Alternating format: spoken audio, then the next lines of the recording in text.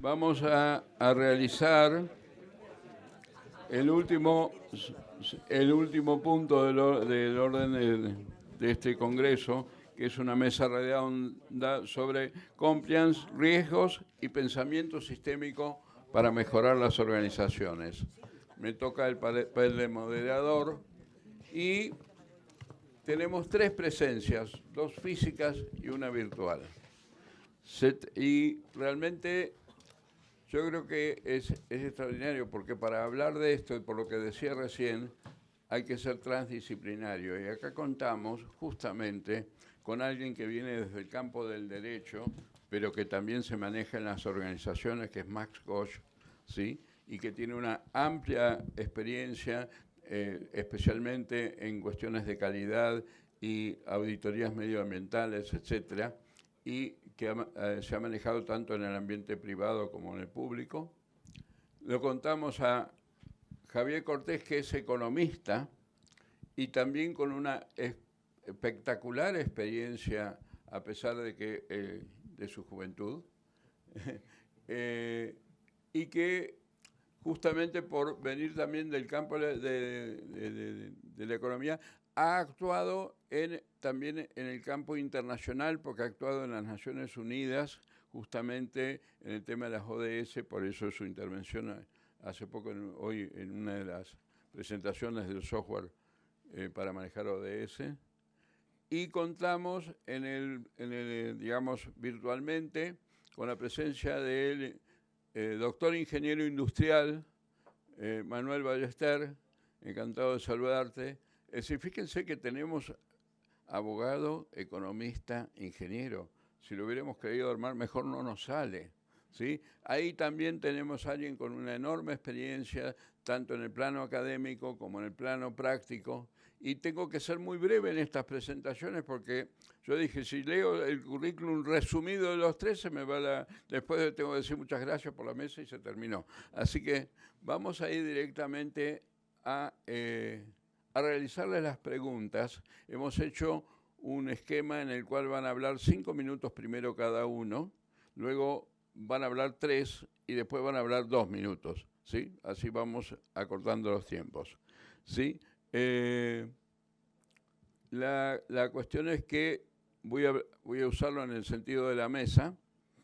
Le voy a preguntar a Max Gosch, porque justamente como es esta cuestión de la incertidumbre que se presenta justamente en estos casos y que tiene que ver con estas cuestiones que se refiere la mesa redonda. Max, tienes 5 minutos. Muchas gracias.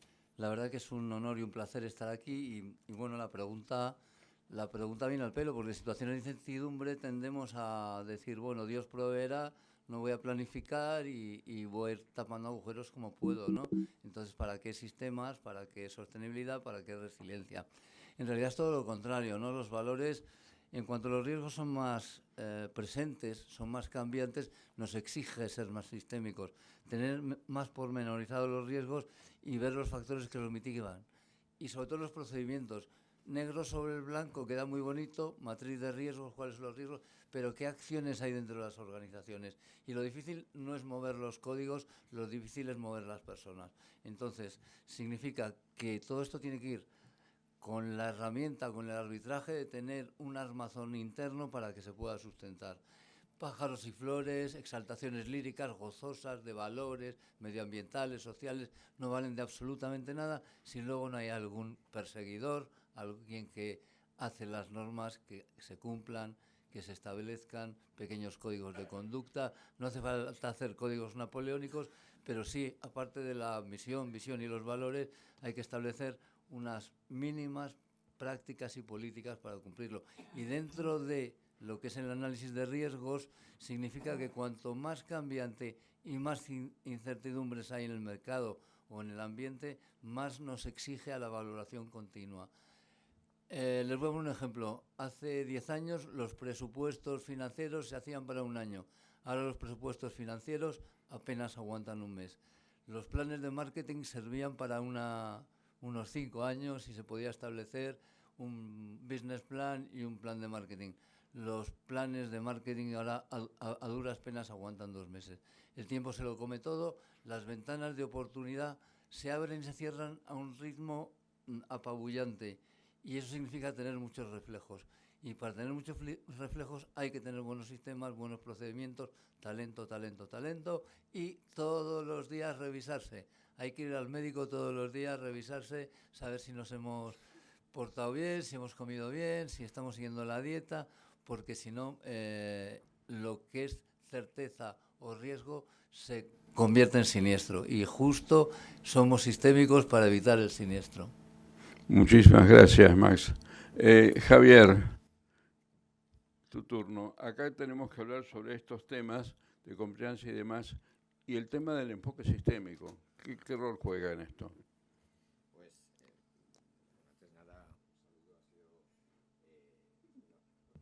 antes de nada, saludar a todas y todos vosotros, porque ha sido una jornada de las más estimulantes que he podido asistir nunca. Es realmente interesantísimo, como se podía sospechar de un evento sistémico, ¿no? Así que gracias a SESGE y a Francisco Vitoria por la organización. Mira, pues gracias, Ricardo, porque la pregunta del por qué, ¿no? ¿Por qué lo sistémico es relevante? Y yo creo que tenemos que partir también de un concepto tan grandilocuente como pertinente, ¿eh? Y yo creo que se interpele a todas y todos, vosotras y vosotros, que es que vivimos un momento no de cambios, vivimos un auténtico cambio de momento, cambio de era. Y vivimos el agotamiento, lo decíamos antes, de un modelo lineal, de crecimiento y basado en la mirada de corto plazo, que ha desvinculado la realidad, lo social, lo económico, de lo medioambiental y de lo humano.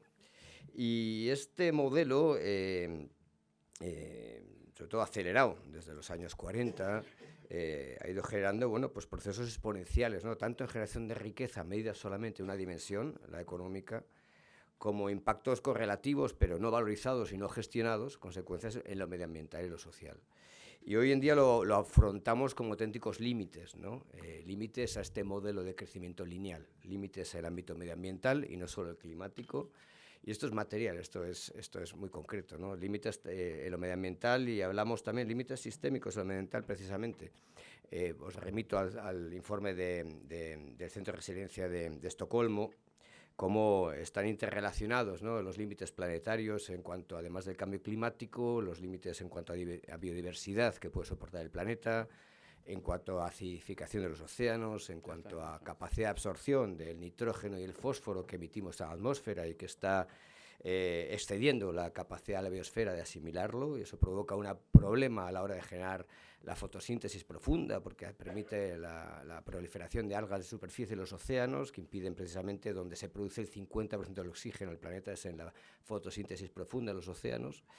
Y eso produce, a su vez, también un problema de la desertificación, un problema del acceso a agua dulce, en definitiva, riesgos sistémicos, ¿no? También a nivel medioambiental. Límites también sociales, lo has referido antes, Ricardo, sí, los 10 riesgos que el World Economic Forum, no Oxfam International ni Greenpeace, el World Economic Forum Davos habla como los 3 primeros riesgos al sistema económico financiero global son medioambientales, el cuarto es social, derivado de las desigualdades, cada vez más profundas y lacerantes entre países y dentro de países, sociedades más convulsas y más volátiles que nunca. Límites también financieros, y esto hablábamos hace un segundito también, ¿no? Y esto es tremendamente relevante porque es nuevo.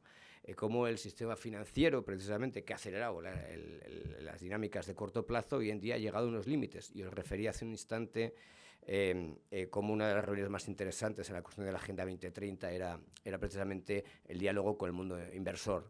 Y nos hablaban de estamos expuestos en el corto plazo, nos decían, y no tenemos mercados suficientemente robustos de medio y largo plazo de diversificar nuestras carteras de inversión globales y regenerar el ciclo económico y financiero global.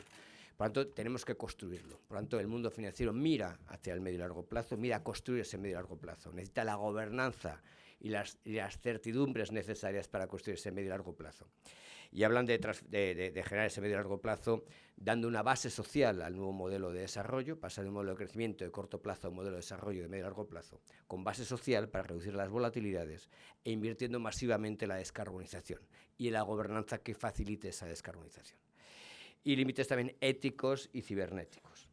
Esto, además, este cambio de era, el otro denominador es que afrontamos estos límites en un contexto derivado de la revolución tecnológica digital, la industrial 4.0, un contexto más hiperconectado, hipertransparente que nunca.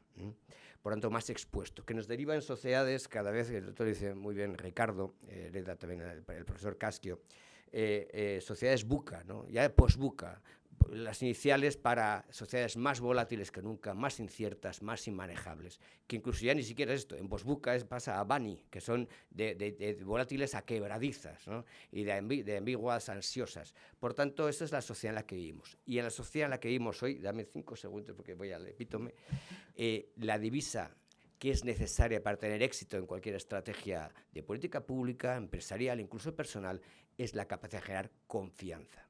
Y la generación de confianza implica que las organizaciones se adapten a un contexto de máxima exposición donde afrontamos estos desafíos estructurales del planeta y de la humanidad.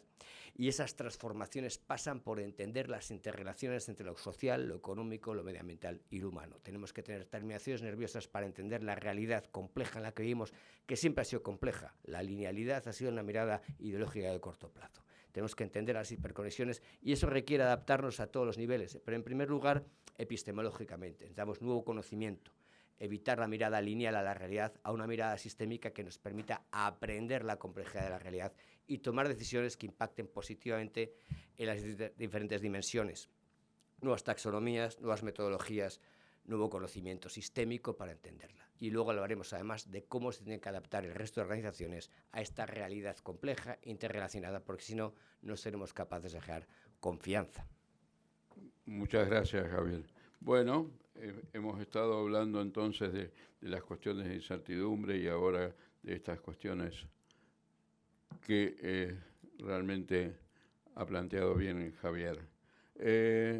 Manuel, a ti te vamos a preguntar entonces, ¿y cuáles son los riesgos ante el cumplimiento que se presentan? Bueno, muy buenos días desde aquí, desde México. Muy buenas tardes a todos. Gracias por la invitación. Les felicito a los organizadores y a todos los ponentes y a los que están en la mesa. De verdad es un excelente foro, magnífico. Y bueno, pues quisiera precisamente comentarles dentro de este ámbito del cumplimiento que Javier, me ha encantado tu presentación. Hay dentro de digamos, de la confianza, pero también hay un elemento que es la transparencia. Precisamente lo que genera la confianza es precisamente la transparencia en las tomas de decisiones. Después de muchos estudios que se han llevado a cabo y la forma de abordar que las organizaciones puedan, y sobre todo aquí, por ejemplo, en el caso donde estoy, en Latinoamérica, se encuentran pues con el tema del cumplimiento. Y yo, pues para bromear, pues aquí utilizo que el cumplimiento aquí en algunos países de Latinoamérica se divide en dos partes, ¿no? En cumplo y miento. Se utilizan esta técnica o estas áreas de conocimiento, pues bueno, pues como una fachada, o sea, no como una realidad, no como una convicción para llevar adelante pues las organizaciones que generan, pues precisamente, pues carecen de esa buena gobernanza que tienen las organizaciones. Pero bueno, pues voy a centrarme ahora en el tema práctico y los primeros, digamos, el núcleo, digamos, haciendo un Pareto, porque como soy ingeniero, pues lo que voy es a aquellas cosas que tienen más efecto y que cuestan menos, ¿no?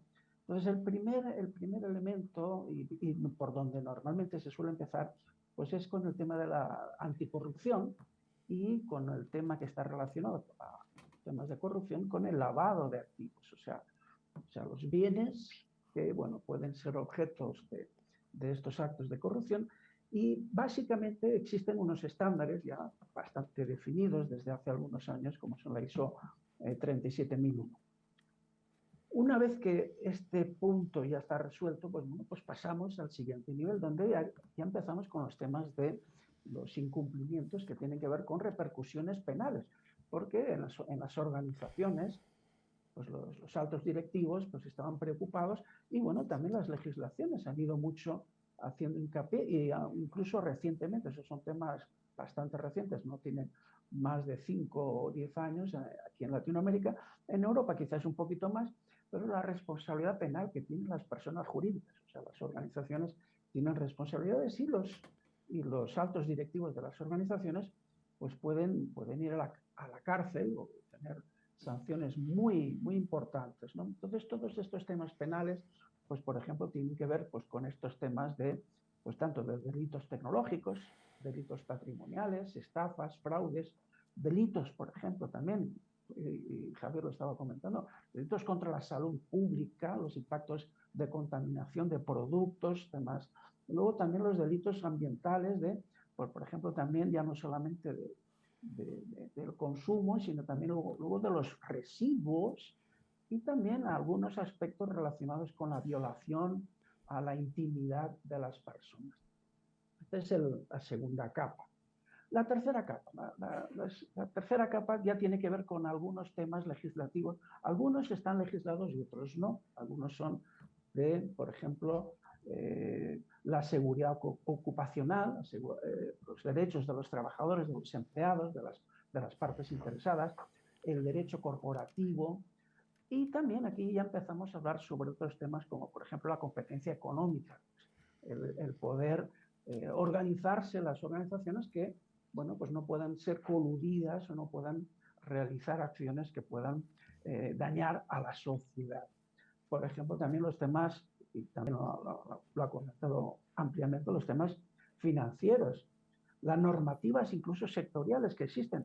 Hay muchos sectores, pues los sectores de alimentación tienen trazabilidad de alimentos, los sectores de las telecomunicaciones en cuanto a las operaciones, las interoperabilidades, y luego pues ya entramos con temas como por ejemplo los temas de tratamiento de datos personales, y luego pues hablamos sobre la propiedad industrial, la propiedad intelectual y bueno, pues todos los aspectos que tienen que ver con lo tributario. O sea, todo esto más o menos está dentro del ámbito legislativo, pero digamos algunas cuestiones van un poquito más allá hasta que, bueno, pues ya trascendemos. Entonces, en el momento en que uno trasciende y pasa de esa linealidad a la no linealidad, entonces ya empezamos a hablar sobre estos aspectos más sistémicos y más globales, donde ya tenemos, por ejemplo, la ética empresarial. La ética, donde tenemos ya estos códigos de conducta, ya hablamos incluso, ya no solamente de la cultura, sino del compromiso y del comportamiento que tenemos, por ejemplo, hacia las terceras partes, las partes implicadas, y establecemos además ya un aspecto de la cultura y de protocolos, o sea, algo que ya ni siquiera pues está dentro de las propias normatividades, o sea, hemos ido desde lo que las leyes, digamos, tienen como más punible hasta estos aspectos que son más intangibles. Y hemos ido a aspectos, digamos, de la linealidad a la no linealidad. Sí, disculpa, es disculpa Manuel. Un poquito más avanzado. Sí, muchas gracias. Gracias a ti. Bien, haremos ahora una segunda rueda, pero la vamos a circunscribir a 3 minutos por orador. Y le vamos a pedir a cada uno de ellos que vea qué relación hay entre lo que él dijo y lo que dijo las otras dos personas. Max, es tu turno. Voy a aclarar que Max va primero en el ranking de usar mejor el tiempo. Bueno, economía procesal, soy abogado. Bueno, no les voy a hablar como abogado, les voy a hablar como auditor de sostenibilidad.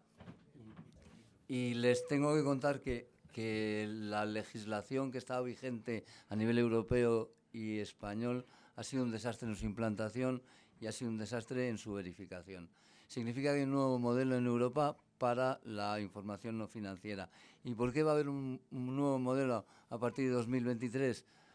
Porque se ha fracasado catastróficamente en comunicar a los grupos de interés si las empresas y las organizaciones son sostenibles o no. ¿Qué han hecho las empresas? Contar pájaros y flores y limitarse a contar lo que decía la ley, pero en realidad eso no hace una empresa sostenible. ¿Cuál ha sido el cambio? Que los inversores han tomado cartas en el asunto. Es decir, cuando un inversor dice yo solo invierto en sostenibilidad, ahí se cambia el paso y los legisladores tienen que cambiar. Y ahí hablamos en serio. Ya no ONGs, pájaros, flores, ballenas, se acabó. Ustedes ¿Creen que a un tío que vive en Ostende le importa que desaparezcan las ballenas del Mar del Sur? Nada. ¿Creen que le interesa algo que los indios machigüengas en el Perú estén amenazados? Le interesa absolutamente nada. Le interesa fundamentalmente su cartera de inversión. Tan feo como eso, tan feo como eso. Entonces, ¿qué han dicho los inversores? Para invertir no nos creemos la información financiera, porque es un desastre y se ve en las últimas crisis financieras. La crisis del 2010 no es achacable a los bancos, es achacable a los reguladores que durmieron profundamente y no supieron ver las fallas sistémicas de un sistema mundial que se caía y de hecho se cayó y nadie lo vio, y parece mentira que con tanto listo en el mundo nadie lo pudiera ver. Entonces se busca un sistema donde los inversores van a invertir por sostenibilidad y necesitan información fiable y comparable. Si ustedes van a la información financiera, es comparable, pero no puede ser fiable, porque, y se lo digo por ser auditor de cuentas, el balance del día 31 de diciembre es totalmente distinto del día 32. O sea, miren ustedes, si quieren ver algo el día 32 de diciembre, que ahí está la verdad de la información financiera. Entonces, para que no pase eso, hay una nueva regulación en ciernes donde Europa se lo ha tomado muy en serio y se preconizan valores como el Pacto Verde, el tema sostenibilidad, finanzas sostenibles, etcétera, porque en realidad la única fórmula de cambiar el mundo es cambiar que los inversores lo cambien. Desgraciadamente es así. Y esa es la tendencia. Y los inversores han dicho, estamos hartos de que nos engañen con la información financiera y no financiera, queremos sostenibilidad. Sostenibilidad no porque sean muy buenos y les guste y sean filantrópicos, sino porque es la manera de rentabilizar a la larga sus inversiones y obviar problemas reputacionales, problemas de conflictos, problemas de litigios, problemas de abogados. Es decir, en realidad es siempre un tema práctico y de inversiones. Y en ese contexto van a hacer la nueva regulación europea, que va a ser mucho más exigente. El problema que había antes, y tú lo sabes bien, es que sumábamos peras con manzanas, con aguacates y con mangos. Y ahora vamos a la uniformidad y homogeneización de todas las variables para poder comparar todas las empresas de todos los sectores en tiempo real por los inversores. Y ya está. Muchas gracias. Javier, te pido que seamos... Sí. No, es que claro, el tema es que es tan sistémico, la sistémica y el tiempo. Relación si la hubiera, ¿verdad?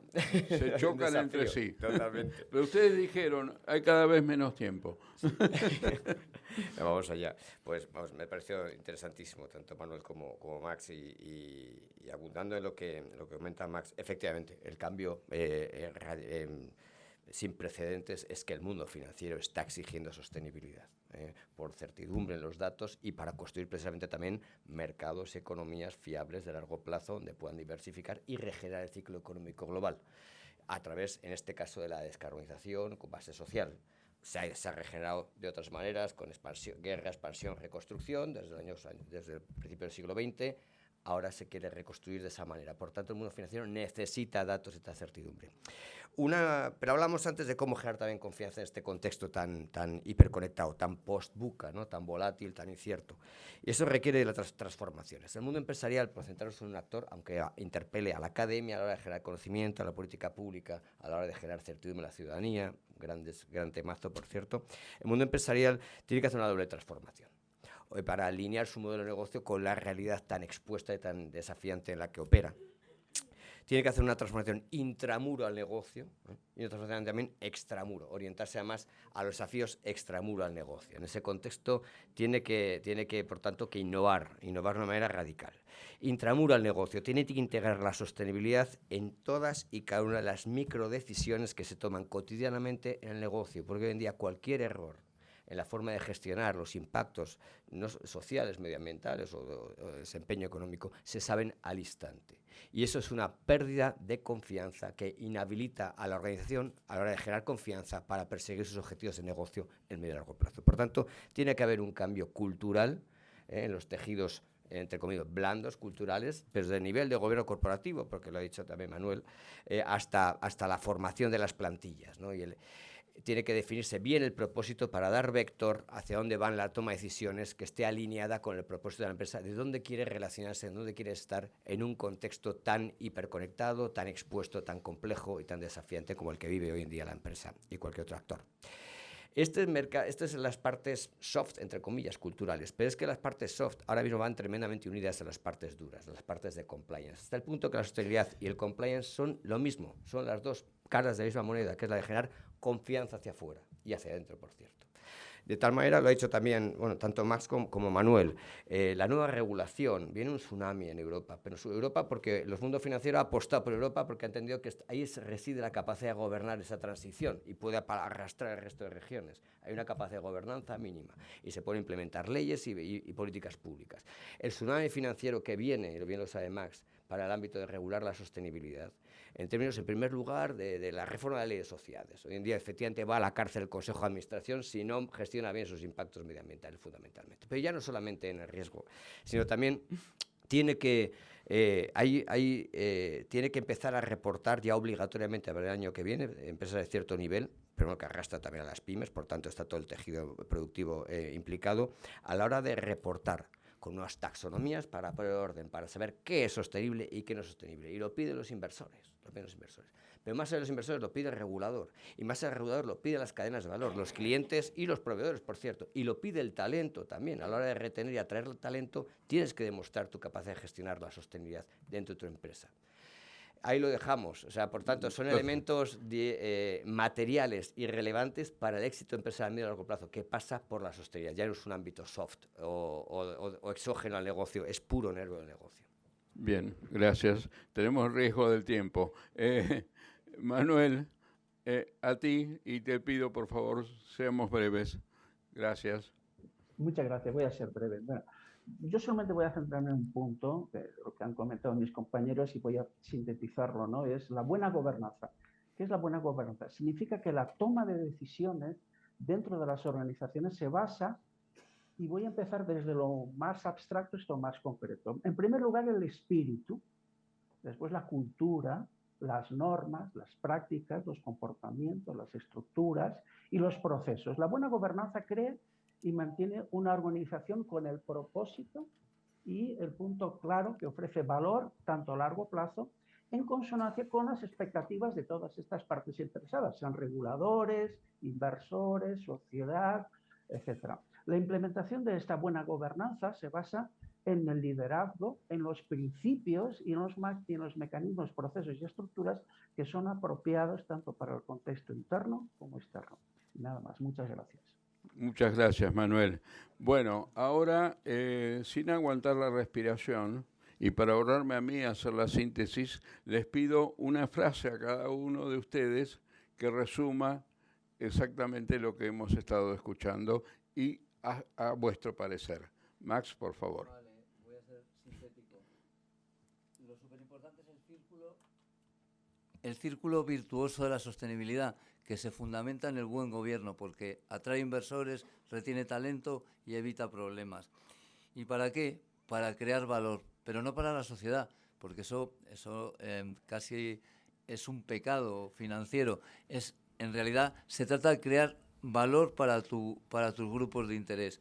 ¿Y qué pasa? Que creando valor para aquellos que te rodean se genera valor para la sociedad. Esa relación biunívoca, esa creación continua de valor es lo que hace sostenibles a las organizaciones junto con la otra pata, que es el buen gobierno. Lo que les decía, el círculo virtuoso de la sostenibilidad. Fuera de eso no existe nada.